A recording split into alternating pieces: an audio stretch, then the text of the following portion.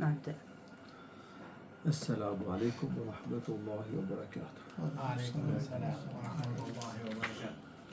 إن الحمد لله نحمده ونستعينه ونستغفره ونعوذ بالله من شرور أنفسنا ومن سيئات أعمالنا. من يهده الله فلا مضل له ومن يضلل فلا هادي له. وأشهد أن لا إله إلا الله وحده لا شريك له وأشهد أن محمدا عبده ورسوله. يا أيها الذين آمنوا اتقوا الله حق تقاته ولا تموتن إلا وأنتم مسلمون. يا أيها الناس اتقوا ربكم الذي خلقكم من نفس واحدة وخلق منها زوجها وبث منهما رجالا كثيرا ونساء واتقوا الله الذي تساءلون به والأرحام إن الله كان عليكم رقيبا. يا أيها الذين آمنوا اتقوا الله وقولوا قولا سديدا يصلح لكم أعمالكم ويغفر لكم ذنوبكم. ومن يطع الله ورسوله فقد فاز فوزا عظيما.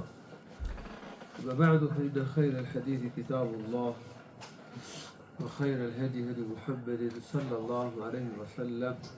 شر الأمور محدثاتها وكل محدثة بدعة وكل بدعة ضلالة وكل ضلالة في النار. Ka transmetuar Ebu Ma'bad al-Miqdad ibn al-Aswad radiyallahu anhu thot: قلت يا رسول الله رأيت إن لقيت رجلا من المشركين فاقتتلنا فضرب إحدى يدي بالسيف فقطعها ثم لاذ مني بشجرة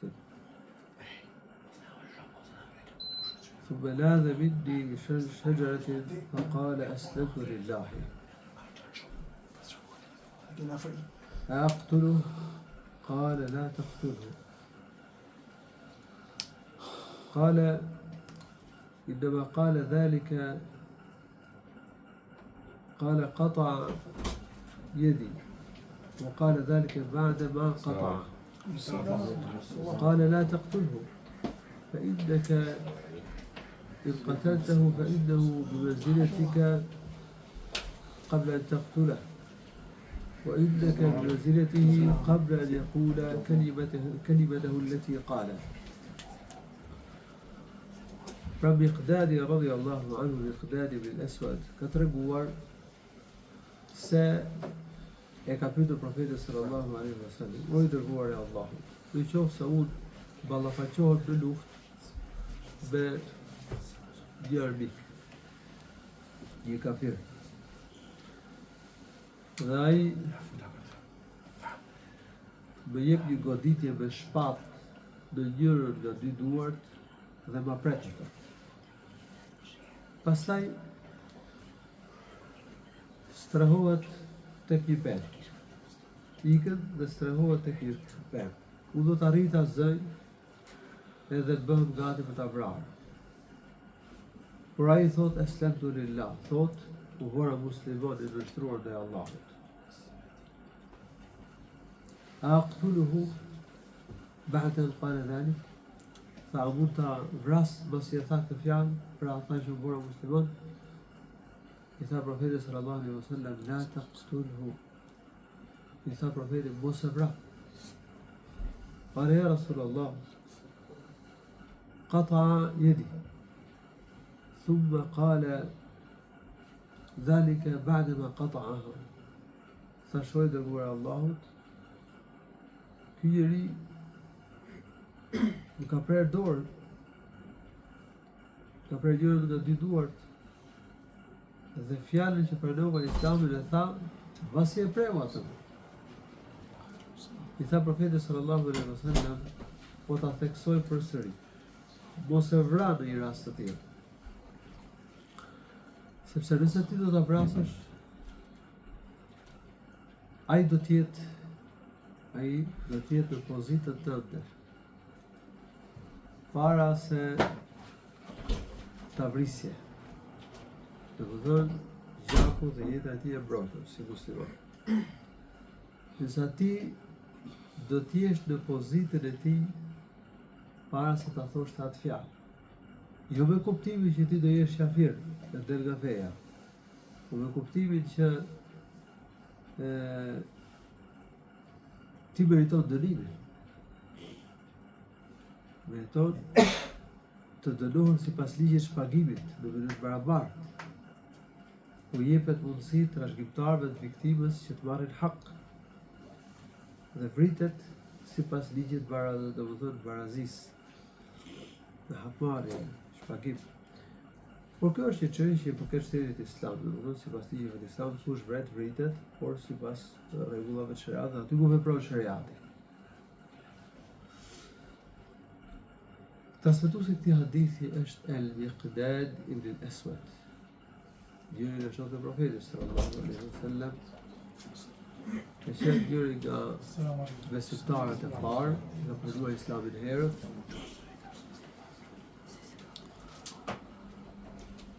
Ka udhëtuar, ka emigruar në Habesha, pastaj ka emigruar edhe në Medinë. Përmendet se ka qenë një ish sklav, që është dhënë liria në Mekë. Përmendet gjithashtu se ka qenë dhe një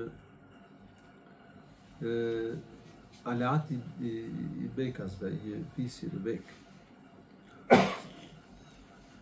Ka marrë pjesë në gjitha betejat me Profetin sallallahu alaihi wasallam. Kur do udhëtonte në Medinë, ka qenë pjesë e një karvani të udhëtarëve që drejtohej nga Ikrime ibn Abi Jahl. Ka pranuar Islamin më herët, po s'ka pas mundësi të bëjë hijrat. Profeti ka pas dërguar një çetë ushtarake që nuk ka bërë luftë me këtë karvan. Por dy muslimanë u shkëputën nga grupi i karvanit edhe u bashkuan me muslimanët dhe njëri prej tyre ka qenë dhe Miqdad ibn al-Aswad radhiyallahu anhu. Ky ka marrë pjesë të gjitha betejat me Profetin sallallahu alaihi wasallam. Ka qenë një shigjetar i mirë. Ka marrë pjesë dhe në shtirimin e Shamit, në shtirimin e Egjiptit. Ka ndruar jetë në vitin 33 të hijretit në Medinë dhe përmendet se namazin ja ka falë, namazin e xhenazës ja ka falur Uthman ibn Affan radhiyallahu anhu. Ka transmetuar një numër hadithes nga Profeti sallallahu alaihi wasallam. Ai ka bërë këtë pyetje Profetit, nëse dikush thotë që u bëra musliman. Betejë. Kush më ka prej dorë, ka dëmtuar. Do të bëra musliman, mos i zihet ngushtë. Jo më përpara. A më lejohet që ta fras? Kuptohet që mendonte se në këto kushte njeriu thot la ilaha illallah me mundësi më të madhe thjesht për të mbrojtur. Ose thot pranova Islamin ose u bëra musliman për të mbrojtur.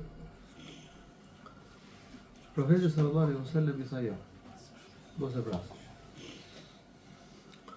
Atëherë në ky hadith një e para gjë, besojmë se nëse njeriu thot fjalën la ilaha illallah, ai la ilaha illallah Muhammed Rasulullah duhet pranohet si musliman, ne gjykojmë si musliman.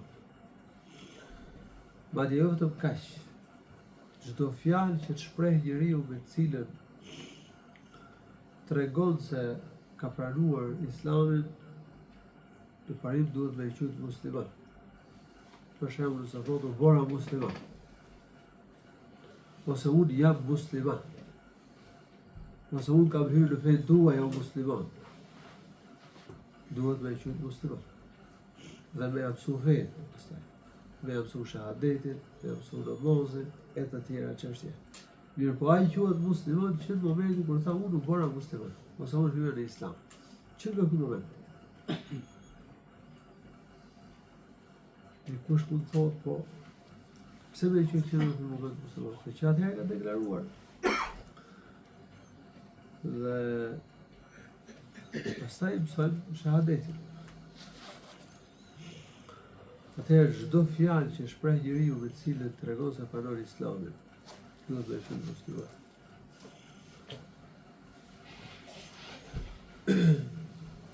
Prandaj kur e ka pyetur Miqdadi profetit sallallahu alaihi wasallam për këtë person që tha eslamtu lillah, tha jam vështruar Allahut, jam bëu musliman, jam vështruar dhe Allahut dhe lartësuar, profeti nuk lejoi që ta vriste.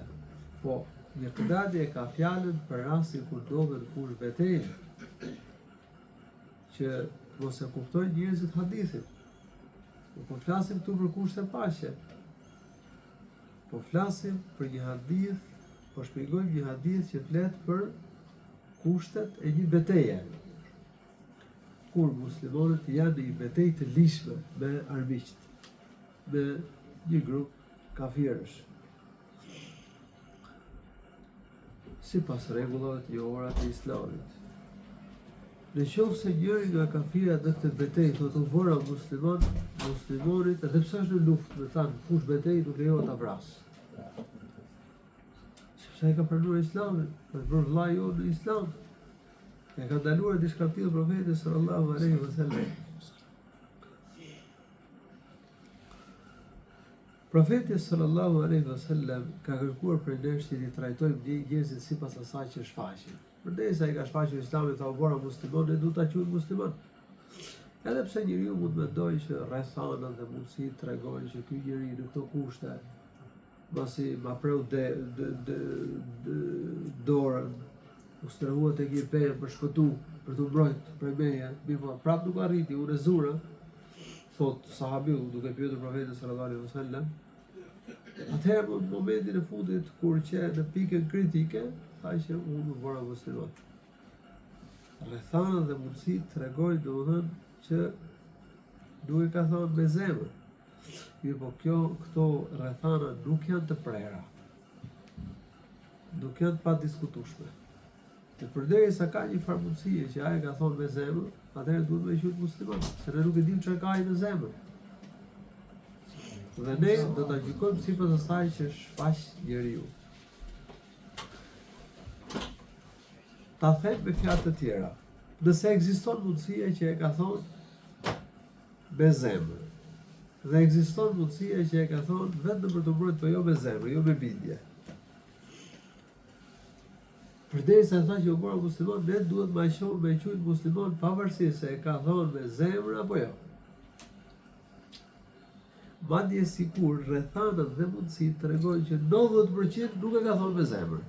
Vetëm 10% nuk gjet mundësi që e ka thonë me zemër. Prap duhet me qenë musliman. Se ne gjykojmë njerëz sipas asaj që shfaqen. Zemra i di Allahu subhanahu wa taala, përderisa ka një mundësi të vogël që ai tjetër ta ke thonë me zemër, dhe ai deklaroj shahadetin ose deklaroj që jam musliman, ne duhet ta quajmë musliman.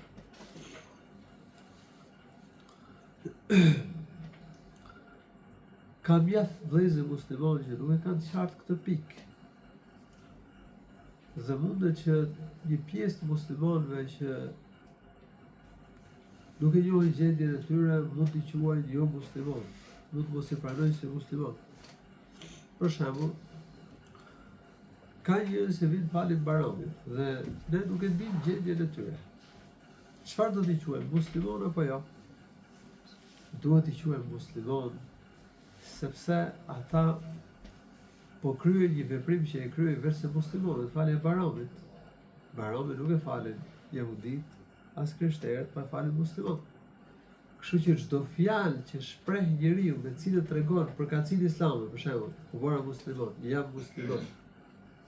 Ose çdo veprim që tregon përkatësinë e Islamit, fal xhumon, fal Bayramin, shikon të drejtuar nga kibla jonë duke fal namaz, duhet të quhet musliman.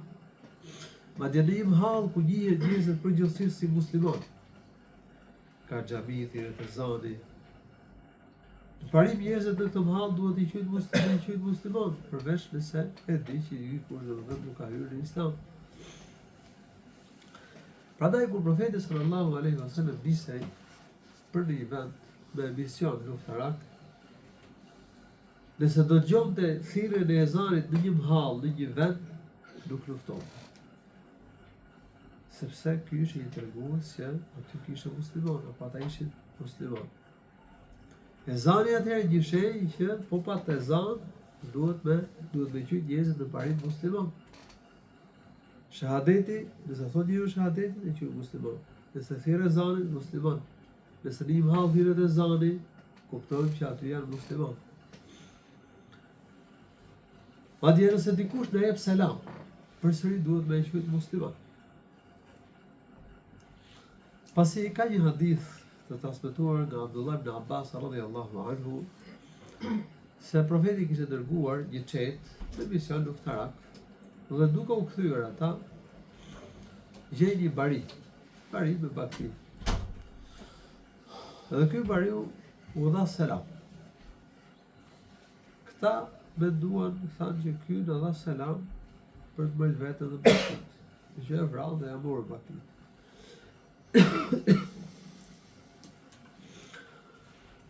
Në fakt gabuan, sa i dha selam. Dhe kur njeriu jep selam, në parim duhet me quhet musliman, se selam, assalamu alaikum jetë muslimani.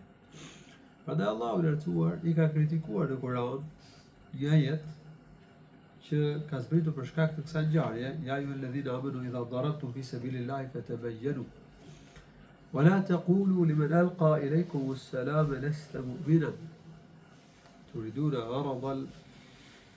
تبتغون عرض الحياة الدنيا تريدون عرض الحياة الدنيا. Mos i thoni atij që u jep selam, se ti nuk je besimtar, duke synuar plaçkën e kësaj bote. Allahu subhanahu wa ta'ala atëherë na e ka ndaluar që të mos e konsiderojmë musliman atë që na jep selam.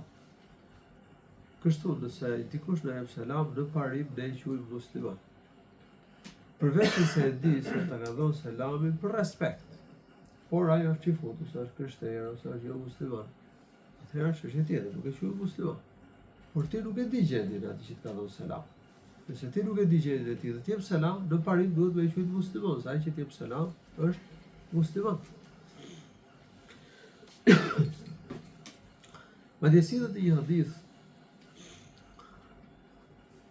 nga Abdullah ibn Umar radhiyallahu anhu se profeti sallallahu alaihi wasallam ka dërguar një çetë ushtarake dhe ka caktuar si komandant Khalid ibn Walid radhiyallahu anhu. Ka dërguar ke një fis që quheshin Beni Judhayma. Kuptohet sipas tregimit se Khalid radhiyallahu anhu i ka ftuar në Islam. Sepse ky ishte urdhri i profetit që në fillim njerëzit do të ftoheshin në Islam para se të hap betejë me ta. Kundërshtarët në fillim sipas udhëzimeve të profetit do të ftohej në Islam. Edhe Khalid radhiyallahu anhu sipas udhëzimit të profetit sallallahu alaihi wasallam siç kuptohet i ka ftuar në Islam. Por ata nuk dinin të shprehnin se si që pranuam Islamin. Dhe thanë sabana, ndëruan fen. Kjo ishte një shprehje që e përdorin arabët kur njëri lindte një fe dhe përqafonte një fe tjetër. Dhe kjo ishte një shprehje që e përdorin idhujtarët në Mekë për muslimanët, i quanin domethënë këta që kanë ndëruar fenë. Muslimanët, këta njerëz, thanë ndëruan fenë me kuptimin që hymë në Islam, pranuan Islamin. Ibn Khalid radhiyallahu anhu nuk i konsideroi si musliman. Dhe zhvilloi një betejë, u vranë disa prej tyre dhe u zuan robër disa të tjerë. Dhe secili prej muslimanëve i dha nga një rob lufte për tyre. Vazhduan rrugën. Gjatë rrugës Khalid radhiyallahu anhu dha urdhën që çdo musliman të vriste robën e luftës që kishte me vete. Por Abdullah ibn Umar radhiyallahu anhu tha, unë nuk pranova ta vrisja, sepse e gjykoj si musliman. Edhe këtë grup i konsideroj si musliman. Dhe shokët e mi që ishin me mu, gjithashtu i thash që mos me i vra robën që kishin. Shkojnë ke profetit sallallahu alaihi wasallam në Medinë dhe i tregojnë.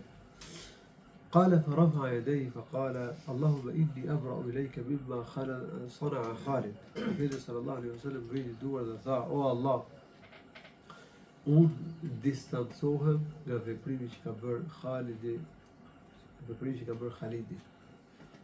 Do të thënë, unë jam i pastër dhe nuk e pëlqej këtë veprim. Profeti sallallahu alaihi wasallam nuk është pajtuar me veprimin që ka bërë Khalidi radhiyallahu anhu. Vrasja që kishte bërë Khalidi nuk ishte e drejtë. Mirë, Khalidi radhiyallahu anhu kishte bërë me interpretim, duke menduar se ata s'kishin pranuar Islamin. Prandaj profeti sallallahu alaihi wasallam nuk ka zbatuar ndaj Khalidit dispozitën penale, se ishte një vrasje gabimisht. Domethënë e realizuar nga Khalidi radhiyallahu anhu. Por nga ana tjetër, profeti sallallahu alaihi wasallam e kundërshtoi këtë veprim. E konsideroi veprim të padrejtë. U distancua. Deklaroi para Allahut se ishte i pastër nga ky veprim dhe nuk e pëlqente ato. Dhe kjo do të shërbente edhe si mas dhe si paralajmërim për tjerë që të mos bënin ashtu siç bëri Khalidi radhiyallahu anhu. Duhet të kurseheshin. Nëse njeriu deklaronte një shprehje me cilën tregonte pranimin e Islamit, duhet me qujt musliman, me mbrojtje jetën dhe pasurinë, mos me qujt kafir. Ata nuk thanë pranuam Islamin, se s'dishin me thonë pranuam Islamin. Ata nuk deklaronin shahadet la ilaha illallah Muhammadur Rasulullah. Kuptoj që do ta deklaronin më pas. Por ata thanë ndruan fen me kuptimin që u bën musliman, se kështu dinin të shpreheshin. Nga kjo mësojmë se çdo lloj fjale që shpreh njeriu, me cilën nën kupton pranimin e Islamit, në parim duhet me e quajtur musliman. Vremat e vëllezër që këto argumente të sakta hedhin poshtë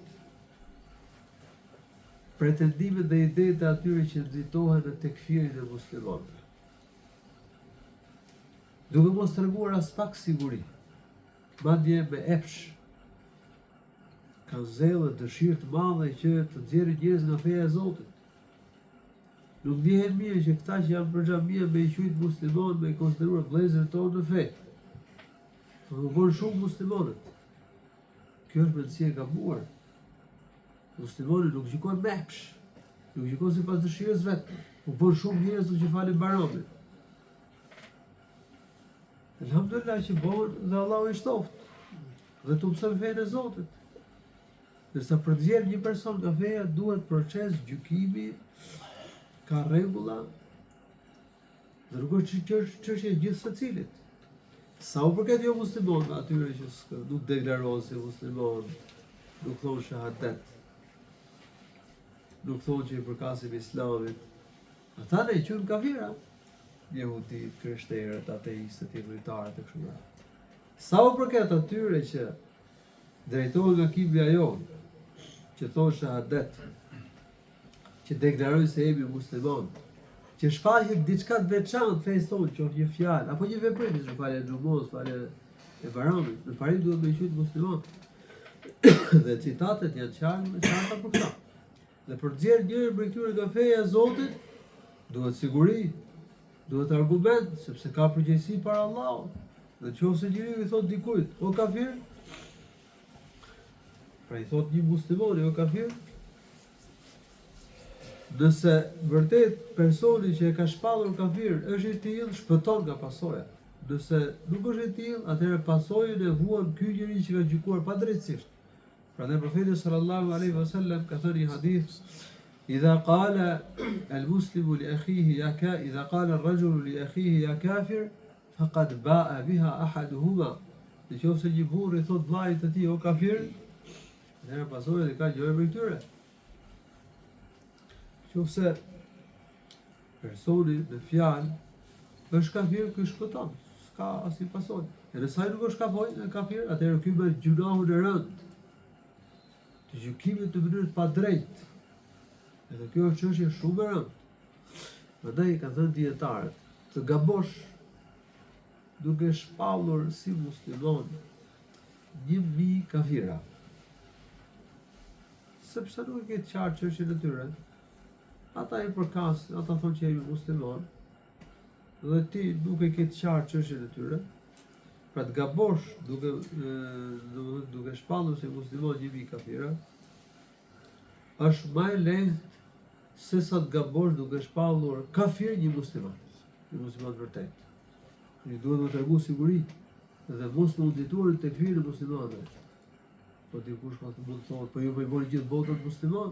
Jo, është vërtet. Jehudit, krishterët, ateistët, idhujtarët, kreti bëjmë qafira. Madje kush u i quajnë qafira ata, është qafir si puna e tyre. Nësa kur është fjala për këta që vinë xhami, falet barami, falet xhumon, thonë jemi musliman, bie shahadet, nuk duhet më udhëtu. Do të qenë i kursyer, ka rregulla.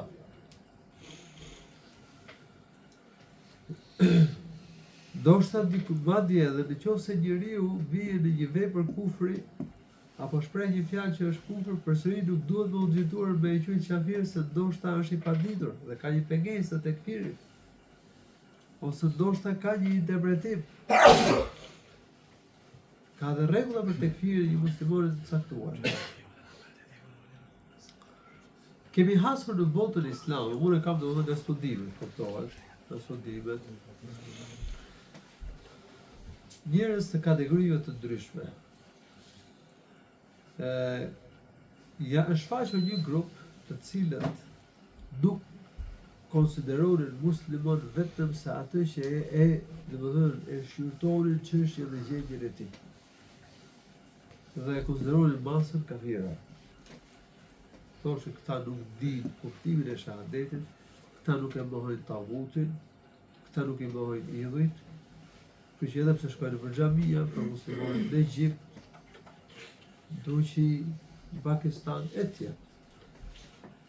Për këto vende ku ka shumicë muslimanësh, thoshin ne nuk i quajmë në parim musliman. Sepse këta nuk din kuptimin e vërtet të shahadetit, këta nuk mohojnë tagutin, nuk mohojnë idhujt, këta nuk e njohin tauhidin, këta nuk e mohojnë shirkun. S'mund quhet njeriu besimtar nëse nuk mohon tagutin. Edhe i përmendin disa citate, edhe prandaj thoshin që ne nuk quajmë musliman vetëm se atë që kemi verifikuar vetë. Dhe masa e njerëzve për ta ishin kafira. Këta janë bidatçi, ato në xhavarixhë nuk diskutohen. Pas njerëz të tillë kohën tonë. Dhe nëse njeriu të shkon në mendje një ide e tillë, ta di që kjo është ide ekstreme. Edhe nëse ka njerëz që nuk e din kuptimin e shahadetit, duhet më mësu. Por parim këta që thonë shahadet si pas tyre haditheve, ne duhet me i quajtur musliman. Ka njerëz që kanë zgjedhur një qëndrim të mesëm. Thonë, këta që nuk e dim gjendjen e tyre nuk i quajmë as musliman as kafira, derisa të verifikojmë çështjen e tyre. Kështu që për ne thonë masa, për masën ne nuk themi janë as musliman as kafira. Duhet me gjyku, duhet me verifiku. Edhe këta i kanë keq shpjeguar disa citate të shariatit. Në të vërtetë duhet me i quajtur musliman. Në parim. Përveç nëse e faktohet që një person i caktuar nuk e mohon idhujt, nuk e mohon tagutin, edhe pse thotë la ilaha illallah, pa nuk e mohon këtë të tjera. Nuk e mohon idhujt, nuk e mohon tagutin. Ose thotë që jam musliman, thotë shahadet, po mohon ditën e gjykimit. E vërtetove këtë, atëherë ky s'është musliman. Ti mund mos i thuash atij në sy që si e musliman se do që t'ia fitosh zemrën, ta sqarosh, që ta afrohet në fe. Por realisht ai nuk është musliman. Ama përderisa ti nuk e di gjendjen e njeriu, dhe ai thotë shahadet, ai thotë jam musliman, ai fal xhumon, ai fal baramin, ai shfaq diçka të veçantë e thonë, atëherë në parim duhet me e quajtur musliman. Pra përmend ato ide ekstreme, në mënyrë që t'i kemi parasysh dhe të këshillojmë vëllezërit musliman që të qërohen nga këto ide ekstreme, sepse janë kundërshtim me këto hadithe. Profeti ka thënë, po thamë, u bëra musliman? Do të thotë musliman. Madje sipas hadithit tjetër, ata thanë u ndruan fen, nuk e thanë qartë që u bë musliman. Pra, profeti u distancuan nga veprimi i Khalid dhe i konsideroi musliman. Khalid radhiyallahu anhu e bëri gabimisht, se ka hadith tjetër në cilin profeti sallallahu alaihi wasallam e konsideruar Khalidin një shpatë nga shpatat e Allahut subhanahu wa taala. Do të mësojmë pak më pas edhe qëndrimin e profetit ndaj Usame ibn Zeidit radhiyallahu anhu, të cilin profeti sallallahu alaihi wasallam gjithashtu e kritikoi fort për shkak se ai kishte vrarë një njeri pasi kishte thënë fjalën la ilaha illallah. Atëherë pra, po e tregojmë dhe hadithin e Usames radhiyallahu anhu, të cilin tregon vet Usame ibn Zeid. Thot ba'athana Rasulullah sallallahu alaihi wasallam ila al-Huraqa bin Juhayna. Thot i dërguari Allahu sallallahu alaihi wasallam na dërgoi me një mision luftarak tek fisi Huraqa, që i përkiste një fisi më të madh të quajtur Juhayna. Fiset dashen në barqe. Edhe profeti sallallahu alaihi wasallam dërgoi që domethënë fisi Huraqa, që i përkiste fisit më të madh i quaj Juhayna. Qala fasabbahna al-qawma ala miyahihim. Në të gdhirë, thot, ata këshin dalë të burimet ujore. Edhe ne arritëm me i zonë, thot. Qala falahiqtu ana wa rajulu min al-ansari rajulan minhum. Thot, unë dhe njëri nga ansarët arritëm të zëm një armik, një idhujtar. Qala falamma ghashinahu qala la ilaha illallah. Do veti dhe kur do të e zoom, e rrethuan, dhe vëm gati për ta vrarë, se isha armik. Isha në radhë armiqe. Në këtë moment, kur u zu fare ngusht, a i tha la ilaha illallah. Qala fakaffa anhu al-ansari. Sa i përket shokut tim, që i përkiste ansarve, me ansarët kush janë shokët e profetit, që domethënë ishin banorët Medines. Muhaxhirët dhe Usame radhiyallahu anhu ishte i përkiste muhaxhirët. Ishte shpërngur nga Mekka, ishte vendosur në Medinë. Ansariu thotë hoqë dorë. Nuk veproi, se tha la ilaha illallah dhe udhëzimi i profetit sallallahu alaihi wasallam ishte shumë i qartë, që nuk duhet të vrisin njerëz që thoshin u bë musliman apo që kishin thënë shahadetin. Qala amma ana fata'antuhu bi rumhi hatta qataltu. Nësa unë thot gjujta me shtiz edhe e vrava. Qala falamma qadimna al-Madinata أخبر الرسول صلى الله عليه وسلم. Arritëm Medinë. Dhe njoftojmë profetin sallallahu alaihi wasallam. Dhe njoftuam për veprimin e tij. Profeti sallallahu alaihi wasallam më tha: "Aqataltahu ba'da ma qala la ilaha illallah." Sa si e vrava pas e tha fjalën la ilaha illallah. Qultu ya Rasulullah innama kana muta'awwidhan. Thashoj dërguar Allahut. Ai e tha këtë fjalë për të mbrojtur nga shpata, të mbrojtur që mos e vrisin. Profeti sallallahu alaihi wasallam i tha: "Aqala la ilaha illallah wa qataltahu ba'da ma qala la ilaha illallah." I tha: "Si e vrava si tha fjalën la ilaha illallah." فما زال يكررها حتى تمنيت أني لم أكن أسلمت قبل ذلك اليوم. Profeti tha, si e vrau dhe se e tha fjalën la ilaha illallah. Dhe tha profeti, vetëm a përsërisë këtë fjalë. Ai shumë më ka përsëritur, sa që tha më lindi dëshira, ta kisha pranuar Islamin vetëm në të ditë. Si e bërë musliman më përpara, por isha bërë musliman në këtë ditë, që mos vuante pasojën e këtij mëkati. Sipas një transmetimi tjetër, profeti sallallahu alaihi wasallam i tha: "Aqala la ilaha illallah wa qatalta?" I tha: a e tha i kanë la ilaha illallah dhe ti e vrave mos ja tha këtë fjalë? Thash ja Rasulullah dhe më qalaha khawfan min as-silah. Thash o i dërguar i Allahut, a e tha këtë fjalë nga frika prej armës? Dhe pa armën, uzu mushtë dhe tha. I tha profeti sallallahu alaihi wasallam, afala shaqaqta an qalbihi hatta ta'lama aqalaha am la? Mos valli hape zemrën për të parë, nëse e ka thonë me bindje këtë fjalë, apo jo?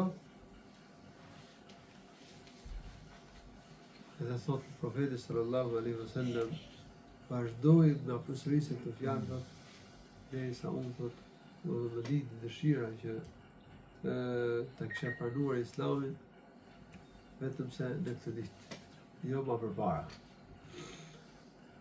Kjo nuk do thotë kjo fjala e fundit e Usamës radhiyallahu anhu që ai u bë pishmon që kishte pranuar Islamin më përpara.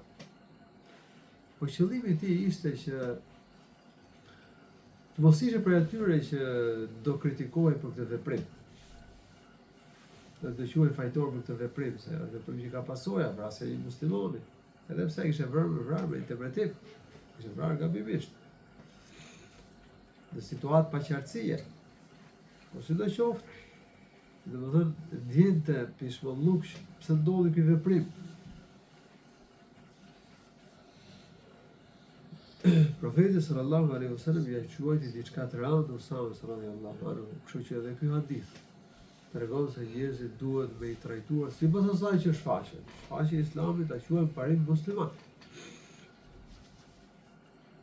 Përderisa ne nuk kemi vërtetuar diçka ndryshe të shfaqur nga ana e tij. Nëse zemrën ne nuk gjykojmë. Allahu e di se çfarë ka gjithë në zemrën. Mbase njëri thotë la ilaha illallah me gojë. Dhe nuk e thotë me zemrën. Madje ndoshta rrethanat tregojnë që mundësia më e madhe është që ai se ka thonë me bindje. Po përderisa nuk është e sigurt,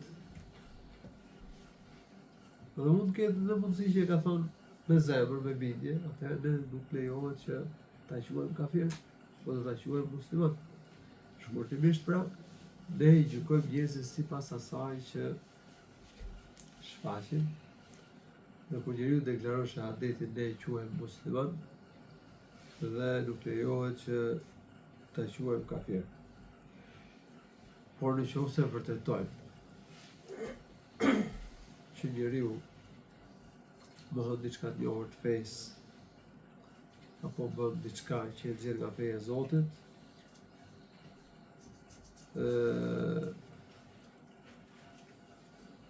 dhe e kemi këshilluar, e kemi informuar, e megjithatë ai ka ngul, atëherë do të konsiderohet kafir. Por gjykimi në këtë rast bëhet për një person të caktuar. Dhe bëjnë ata që kanë dituri, jo ata që nuk bëjnë haber dhe nuk kanë aftësi të gjykojnë për njerëzit.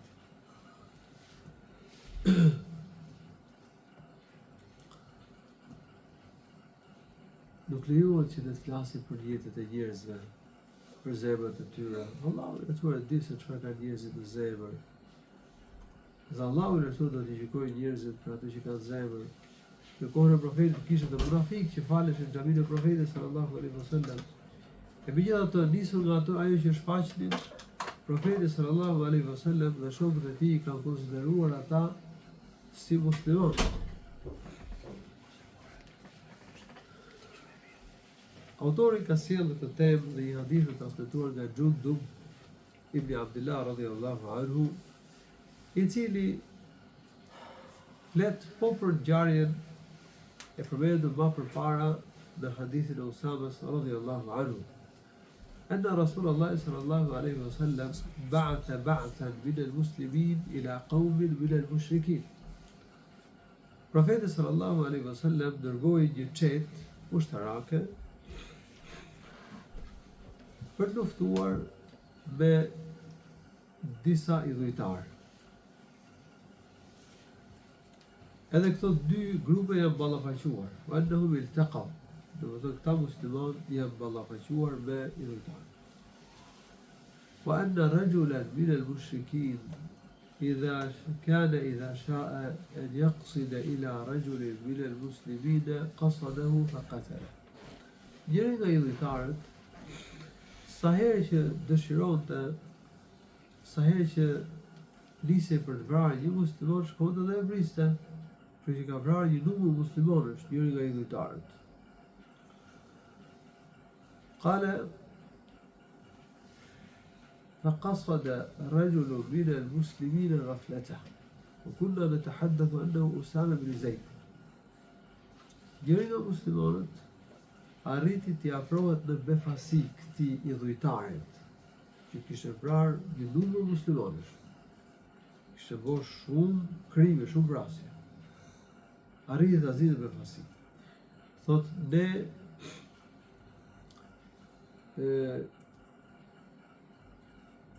kemi menduar dhe kemi biseduar që ai ka qenë Usame ibn Zeid radhiyallahu anhu. Në momentin kur Usama radhiyallahu anhu ja ngreti shpatën, falamma rafa alayhi as-sayf qala la ilaha illa Allah. Se zuri me fasi dhe ja ngreti shpatën për ta vrarë. Në këtë moment ky burr tha la ilaha illa Allah. Fa qatala. Por Usama radhiyallahu anhu e vrau. قال فجاء البشير إلى رسول الله صلى الله عليه وسلم فأخبره. Shkon lajmtari që jepte lajmin e gëzueshëm fitores të betejë tek profeti sallallahu alaihi wasallam dhe i jep lajmin, i jep si harriqin. Por ai njoftoi që njëri nga muslimanët kishte vrarë një burr prej rradhëve të armikut, mbasi ai kishte thënë fjalën la ilaha illallah. Edhe profeti sallallahu alaihi wasallam e thiri këtë burr. Edhe i tha, si që puna? Pse e vrave, lima qatalta? Qala ya Rasulullah, awja'a fi l-muslimina, wa qatala fulanan wa fulanan, fa dhakara nafara minhum. Tha oj dëgjuar Allahut, ai bëri shumë dëme në radhën e muslimanëve, ai vrau filanin dhe filanin, përveç një grup që i kishte vrarë. Pra kishte bërë shumë vrasje këtu, radhën e muslimanëve. وإني حملت عليه فلما رأى السيف قال لا إله إلا الله. Në momentin kur unë arritë ta zë,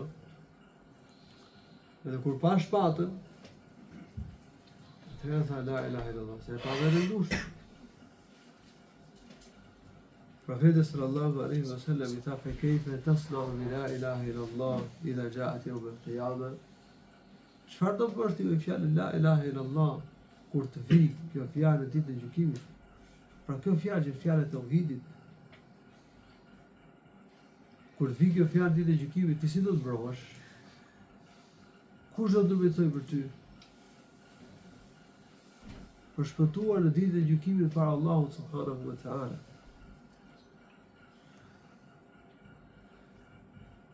Dhe i thash, oj dërguar Allahut, istaghfirli, i thash, oj dërguar Allahut, ka fali Allahut për mua. Ta, Usami, ata profeti, ka fali Allahut për mua. Profeti sallallahu alaihi wasallam i thoshte, o kejfe tasna'u bi la ilaha illallah, idha ja'at yawm al-qiyamah. Çfarë do të bësh në ditën e gjykimit me fjalën la ilaha illallah? Kur të vijë kjo fjalë ditën e gjykimit, po si do ta mbrosh veten? Kush do të ndërmjetësoj për ty në ditën e gjykimit? Këtë hadith e ka sjellë Muslimi në Sahihun e tij. Edhe nga ky hadith mësojmë se njerëzit duhet me gjykuar sipas asaj që shfaqin. Dhe nuk lejohet të flasin për atë që fshehin njerëzit në zemrat e tyre, se atë që fshen robin në zemër e di vetë Allahu subhanahu wa ta'ala.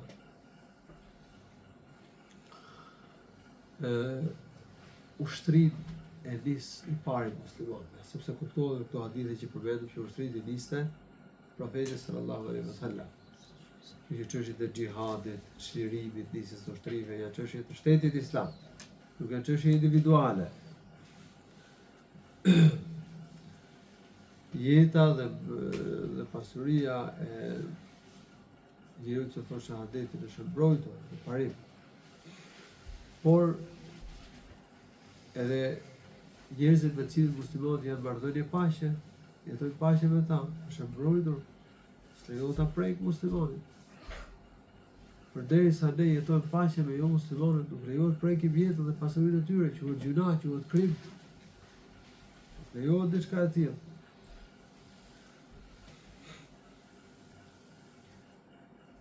Në këtë hadith përmendet përsëri Usame ibn Zeid radhiyallahu anhu. Transmetuesi i hadithit kaluar është Usame ibn Zeid. Usame ibn Zeid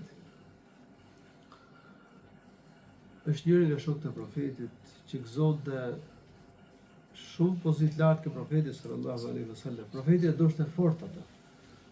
Babai i tij Zeid ibn al-Haritha ka qenë një skllav. Dhe profeti sallallahu alaihi wasallam i ka dhënë liri. Dhe e ka bërë dhe birë për shpirt. Por më pas zakoni birësimit është zhvlerësuar, është hedhur poshtë. E ka hedhur poshtë Allahu i rrethuar në Kur'an, në surën Al-Ahzab. Dhe tashmë Zeidi nuk do thirrej më Zeid ibn Muhammad, po do thirrej Zeid ibn Haritha, do të përmendet babai i tij, të cilit i përkiste, të cilit e kishte prejardhje. Profeti sallallahu alaihi wasallam kuptonte donte shumë babain e Usamës, Zeidin. Por edhe Usame me Zeidin e doshte shumë. Nëna e Usamës është Ayman, Baraka al-Habashiyya, e cila është kujdesur për profetin tonë sallallahu alaihi wasallam. Kur profeti ishte i vogël, është kujdesur për ta Ayman radhiyallahu anha. Në një hadith tregohet se profeti sallallahu alaihi wasallam ka marrë Hasenin dhe Usamen. Hasenin nipin e vet, bijin e Aliut dhe Fatimës radhiyallahu anhu, ka marrë dhe Usamen dhe ka thënë Allahumma inni uhibbuhuma fa ahibbahuma. Ka thënë o Allah, unë i dua këta dy, prandaj duaj ti ata. Pra profeti sallallahu alaihi wasallam e doshte shumë Usamen. Prandaj muslimanët thoshin për Usamen hibbu Rasulillah wa ibnu hibbi, i dashur i profetit dhe bija e tij që e ka dash profeti sallallahu alaihi wasallam. Ka ndodhur një herë që një grua kishte vjedhur kohën e profetit, që i përkiste fisit Banu Makhzum. Edhe çështja e saj kallëzohet dhe vërtetohet që e kishte vjedh, edhe do zbatohej dënimi ndaj saj. Dënimi për atë që vjedh sipas shariatit të shprehur e dorës. Edhe u dha vendim, profeti dha vendim që të pritet asaj dora. Mirpo fisi i saj u shqetësuar dhe kërkoni dikën që të ndërmjetësonte ke profeti sallallahu alaihi wasallam që të mos zbatohej kjo dispozitë penale. Vendonin se mund gjeni dikën që ndërmjetësonte ke profeti siç ndodhte me fiset dhe krerët e fiseve. Dhe njerëzit zullumqar që kur ishte fjalë për njëri me pozit, nuk zbatohej vendimi ndaj tij. Kur është fjalë për njëri pa pozit, pa përkrahje, zbatohen vendimi dhe dënimi ndaj tij. Dhe mendonin se mund gjeni dikë për ndërmjetësuar ke profeti sallallahu alaihi wasallam që të veprojë në një mënyrë. Sa nuk ka njëri tjetër që mund të ndërmjetësojë ke profeti vetëm se i dashuri i tij Usame ibn Zeid. Edhe i flasin Usamës. Shkon Usamja dhe i flet profetit sallallahu alaihi wasallam. Profeti sallallahu alaihi wasallam i tha: "Atashfa'u fi haddin min hududillah?" I tha Usamës radhiyallahu anhu, e si ndërmjetëson që të mos zbatohet një dispozitë penale që ka caktuar Allahu i lartësuar. S'pranohet kjo gjë. Megjithëse ndoshta fort Usame, mirë nuk mund pranohet ndërmjetësimi për të mos zbatuar një ligj i Zotit, një dënim i caktuar nga Allahu subhanahu wa taala. Pastaj profeti sallallahu alaihi wasallam e ka thënë fjalën e tij të njohur: "Waymullah, law anna Fatimata bint Muhammadin sarqat, laqata'tu yadaha." Ka profeti sallallahu alaihi wasallam, ata që ishin para jush janë shkatruar për shkak se kur vjedhte në mesin e tyre një njeri me pozit, nuk ja prisin dorën. Ndërsa kur vjedhte një njeri pa pozit, ata e dëshkonin. Pasha Allah, sikur Fatimia bia e Muhammedit kishte vjedhur, unë do të kisha para dorën. Pra, profeti sallallahu alaihi wasallam ligjin e zbatonte në mënyrë të barabartë. Edhe pse doshte fort Usame, Ai nuk e pranoi fjalën e tij për mosbatimin e ligjit të Allahut subhanahu wa taala. Sallallahu alaihi wasallam. Usame ibn Zeid radhiyallahu anhu është njëri nga ata të rinj që ka udhëhequr ushtrit muslimanëve, dhe ka korrur sukses të madh. Profeti sallallahu alaihi wasallam e ka caktuar Usamen si komandant të ushtrisë që do të luftonte me romakët, si hakmarrje për betejë që kishin bërë romakët kundër muslimanëve në Mu'te, ku kishte rënë i vrarë dhe babai i Usames, Zeid ibn Haritha radhiyallahu anhuma. Zeidi radhiyallahu anhu. Mirë po, kjo ka qenë në vitin 11 të Hijretit, në muajin Safar. Mirë po, Usami radhiyallahu anhu, i cili ishte komandanti i ushtrisë, mori vesh që profeti është smur. Dhe po priste që shërohej profeti dhe pastaj të nisej me ushtri. Mirë po, profeti sallallahu alaihi wasallam ndroi jetë. Dhe u bë halif Ebu Bekri radhiyallahu anhu. Masi u bë halif Ebu Bekri radhiyallahu anhu, i kërkuan Ebu Bekrit radhiyallahu anhu që ta mbante këtë ushtri, sepse shumë fise dezertuan dhe kishin frikë muslimanët se mos vinin grupet e qafirave dhe sulmonin muslimanët në Medinë. Ushtria do të nisej, atëherë kush do ta mbronte Medinën? Por Ebu Bekri u tregua i vendosur që të shkonte në vend ushtrie që kishte caktuar profeti sallallahu alaihi wasallam.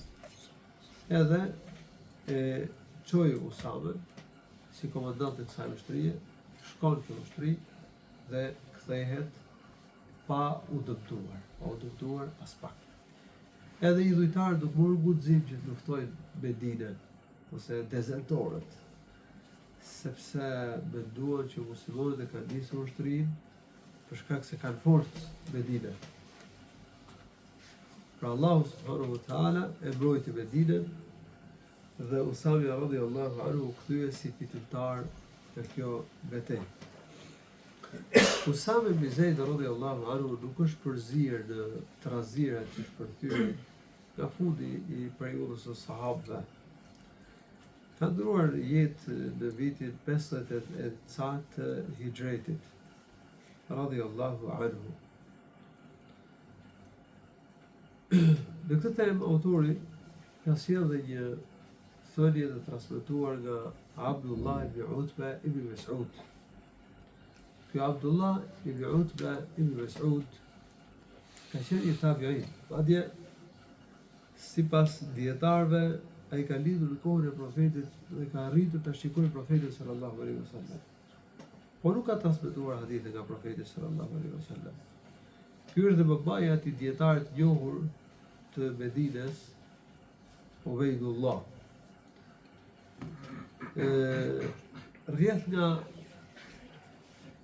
vllai i Abdullah ibn Mas'ud radhiyallahu anhu, Utba ibn Mas'ud, ka qenë vllai i Ibn Mas'ud, kështu që bie një dip i Abdullah ibn Mas'ud radhiyallahu anhu.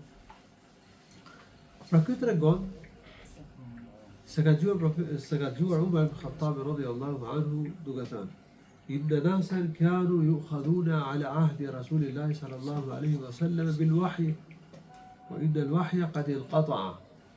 Disa njerëz në kohën e profetit sallallahu alaihi wasallam gjykoheshin sipas shpalljes, zbriste shpallja dhe përmendeshin çështjet e tyre. Po i del wahya qad inqata'a. Por shpallja është ndërprerë. Kishe njerëz për të cilët zbriste shpallja. Edhe vërtetohej me anë shpalljes çfarë kishte ai në zemër. Por shpallja, thotë Omeri radhiyallahu anhu, është ndërprerë.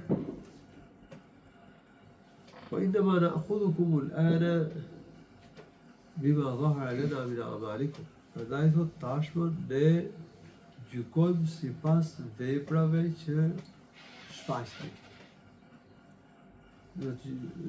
Pas, do të thonë, Umeri radhiyallahu anhu thotë që ne do të gjykojmë njerëzit sipas gjendjes që shfaqet. Kur shfaqet si musliman, konsiderohet musliman. Kush nuk shfaqet si musliman, nuk do të konsiderohet si musliman. فمن أظهر لنا خيرا أمناه وقربناه وليس لنا من سريرته شيء. Kush shfaq mirësi, shfaqet si besimtar, shfaqet si dashamir për muslimanët, ne thot e konsiderojmë njëri të besueshëm. Dhe ne afrojmë. Dhe ne nuk gjykojmë për zemrën e tij. Ne nuk gjykojmë për atë që e fsheh ai në zemër. Wallahu yuhasibuhu ala sarirati. Allahu subhanahu wa ta'ala do ta gjykojë këtë njeri për atë që fsheh në zemrën e tij. Kjo që ka thënë Umar radhiyallahu anhu bazohet në Profeti sallallahu alaihi wasallam ka thënë një hadith që ka shpjeguar në mësimin e kaluar, wa hisabuhu ala Allah. Dhe llogari do t'jap tek Allahu subhanahu wa ta'ala. Përderisa njeriu shfaqet si musliman, ne do ta gjykojmë si musliman, do ta konsiderojmë si musliman, ndërsa zemrën e tij e di Allahu, dhe Allahu lartësuar do gjykojë për zemrën e tij në ditën e gjykimit. ومن أظهر لنا سوءا لم نأمنه ولم نصدقه وإن قال إن سريرته حسنة. Dhe vazhdim të thënies së tij Umar radhiyallahu anhu ka thënë, dhe kush shfaq gjendje të keqe, ne nuk kemi siguri të vej. Ne nuk i besojmë atij. Qoftë dhe nësa i thotë se unë jam i mirë për brenda. Sepse ne i gjykojmë, pra ka thënë Umar radhiyallahu anhu, njerëzit sipas asaj që shfaqin. Këto argumente atëherë tregojnë që ne i gjykojmë njerëzit sipas asaj që shfaqin, nësa të fshehtën e tyre e gjykon Allahu subhanahu wa ta'ala. Prandaj muslimani duhet të bëjë kujdes, të flas për jetën e tjetrit, nëse është i sinqert apo nuk është i sinqert, është hipokrit apo nuk është hipokrit, e do Allahu dhe dërguarin e tij apo nuk e do Allahu dhe dërguarin e tij. Pasi jetën e di vetëm Allahu subhanahu wa ta'ala. Gjendjen e zemrës e di vetëm Allahu subhanahu wa ta'ala. Ne flasim për atë që shfaqet njerëzit, ndërsa çështjet e zemrës i gjykon vetëm Allahu subhanahu wa ta'ala. Kjo nuk do thotë që ne mos flasim për rëndësinë e çështjeve të zemrës, sepse Allahu shikon zemrën dhe veprën e robit. Ne nxisim njerëzit që kultivojnë sinqeritetin, të ruhen nga syfajësia, të ruhen nga hipokrizia, të ruhen nga minimalësia, pastrojnë zemrën nga smira, nga urrejtja. Pasi këto e prishin zemrën, pa diskutim. Mirë po, neve nuk flasim për zemrën e njerëzve, sepse ato i di vetëm Allahu. Zemrën e shikon versa Allahu subhanahu wa ta'ala. Nusë Allahu subhanahu wa ta'ala t'i bëjtë të dobishme këto që shpjegova, këtu e kemi mbyllur këtë temë, dhe do të vazhdojmë në mësimin e ardhshëm, inshallah ta'ala, shpjegojmë një temë tjetër. Lidhe me temën, një pyetje. Thajte hadithi profetit sallallahu alajhi wasallam që nëse ja çallan kur akuzon dikën me tekfir, i bën tekfir, nuk ka asnjë lloj përgjegjësie dhe pushton prej ndëshkimit. Po nëse ky person me fjalë gjykon me epsh, me hamendje dhe ja çallan, a ka ky përgjegjësi? Ka lidhje përgjegjësi. me rrugën që ka njeh për me i bë tekfir? Ka përgjegjësi. Ka përgjegjësi sepse mënyra se si ka gjykuar nuk është e drejtë. Edhe nëse ky njeri po brenda është munafik. Ke Allahu, por përderisa nuk janë respektuar rregullat dhe ky njeri ka gjykuar pa dije ose me epsh, atëherë ai ka përgjegjësi për këtë. Sepse ai që gjykon për një tjetër është gjykatës. Dhe profeti ka përmendur një hadith që gjykatësit janë 3 lloje. Njëri shkon në xhenet dhe 2 shkojnë në zjarrin e xhenemit.